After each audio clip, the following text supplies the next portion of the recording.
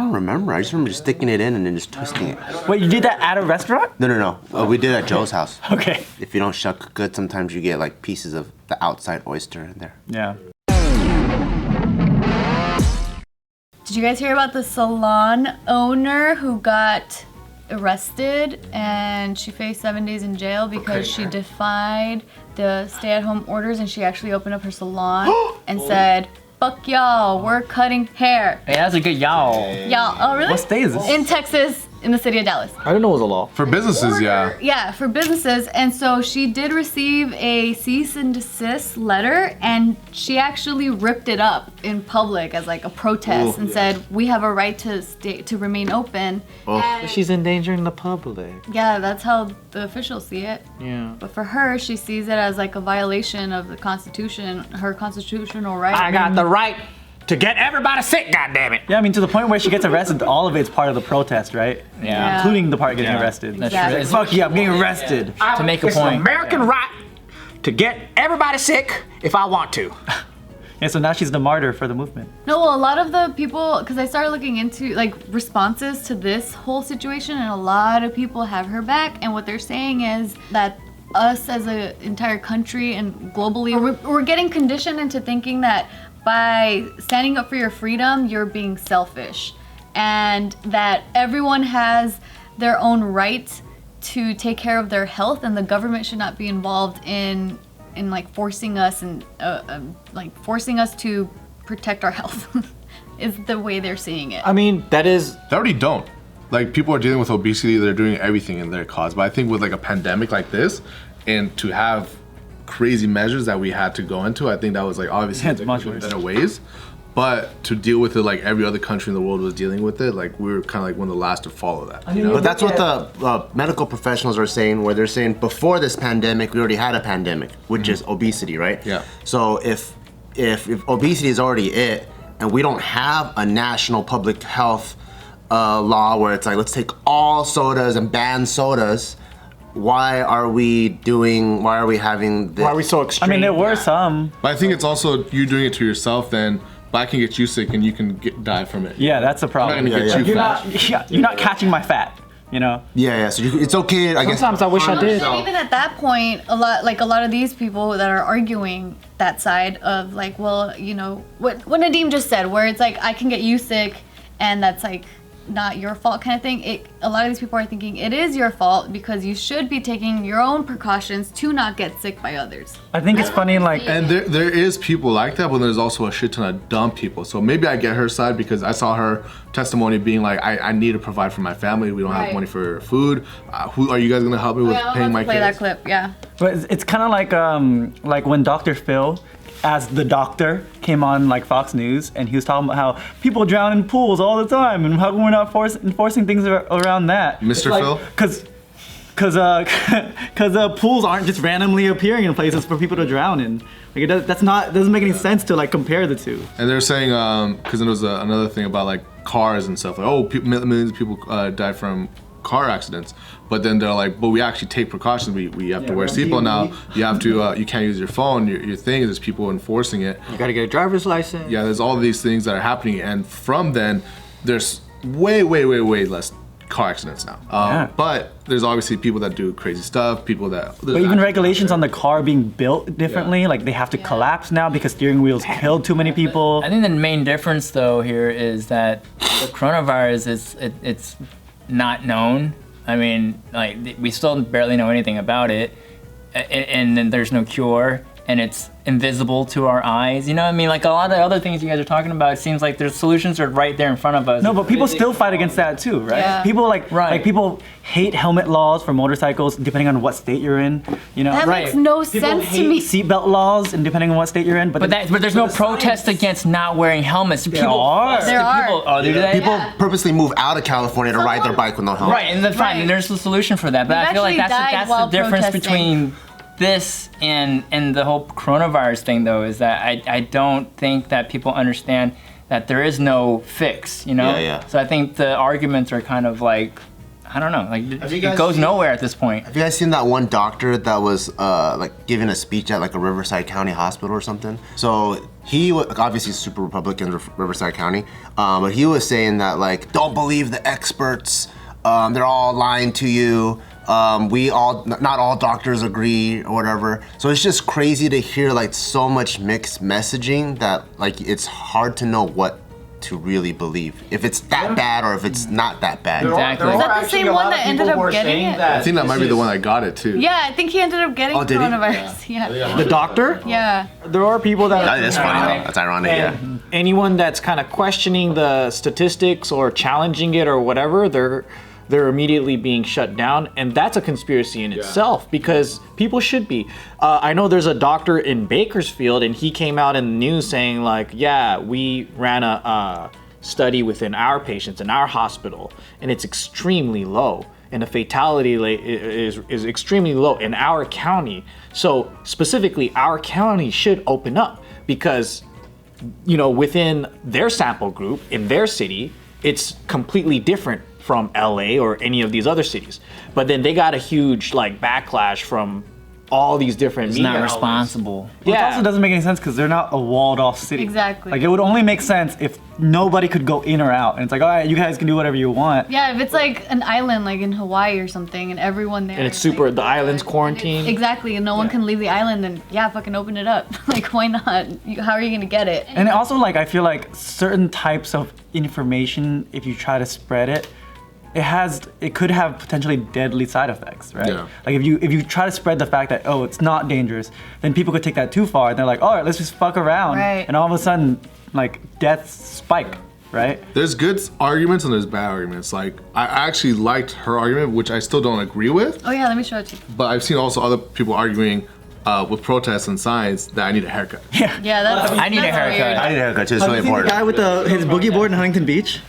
He had the guy protesting at the Huntington Beach one. He had his boogie board and he was like, "Let us boogie." It's like, okay, that's your first priority. Yeah. There's a guy at Huntington Beach and he was saying, remember the Jews were quarantined. Yeah. How can you even compare the two, you crazy fuck? Damn, that's wild. Okay, so this is the thing that Nadeem It's like, what the? talking about. Judge, I would like to say that I have much respect for this court and laws,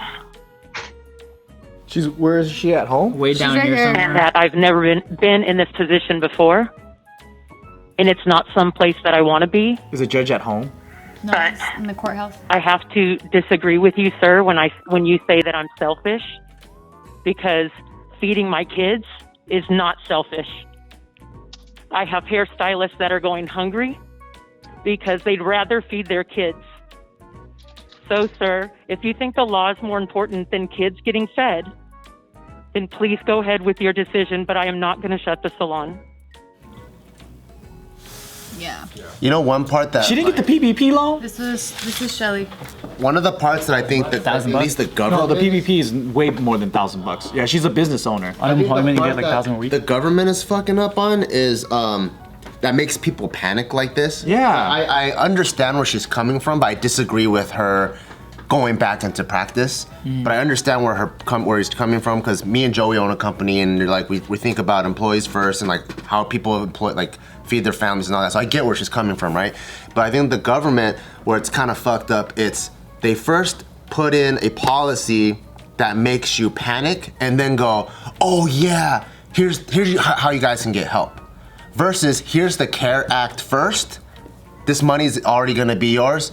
Then you already feel comfortable, so you don't put people in a position. So it's the order of things. Yeah, because if you're like, hey, shut fuck down your this up. business. Yeah, you shut your business down. They put you in siege pretty much, and you're like, oh shit, I live month to month. I don't have that much money. And then they're like, oh, don't worry, we're gonna have a truck that's gonna come full of apples. And like, when's the fucking truck coming? When's the truck coming? It never comes. Versus Not just that, but then the truck ends up sending it to people who have already a shit ton of apples. exactly. But if they're You're like, fucked. hey, we see this shit fucking coming. Everyone isn't just gonna get $1,200. You're gonna get this amount of money or whatever. And then that way, can you guys please shut down? I think people would be way more on board to going, oh, okay, cool, I can feed my kids. See, then that's the shit where like since the beginning I've always kind of like had these like the conspiracy theories in my head, and the more it plays out, the more it really feeds into my own conspiracy theory. I think it's manufactured chaos or taking advantage of a situation and prolonging it.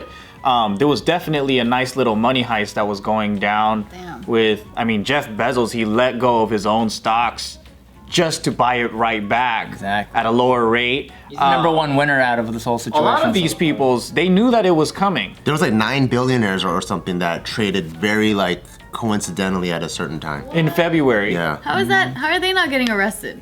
Because they're all... Illuminati. The loopholes and stuff. I just saw this video from an economist's perspective, because right now we're getting a lot of medical perspective, right? So you don't really hear, or at least most people aren't listening to how this is going to affect us monetarily. And what she was claiming is that it's not really so much the rich and the poor that's going to be fucked, but it's people in the middle, the small businesses, you know, people with professional like jobs or whatever, because there's a lot of people that are working retail or whatever, they're claiming unemployment and they're making more than they did as whatever they were doing before. Like they're getting $600 a week or $3,000 a month or whatever, and they were probably making like less than $2,000 a month. So they're making more on unemployment than they did before.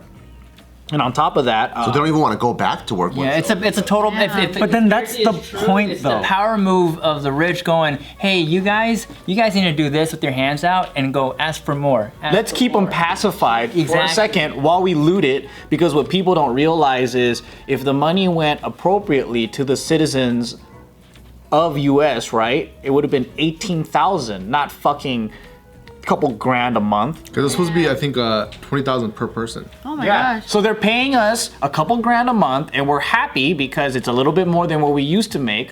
So you're only looking at it relatively to what you used to make. That's the fucking money heist right there.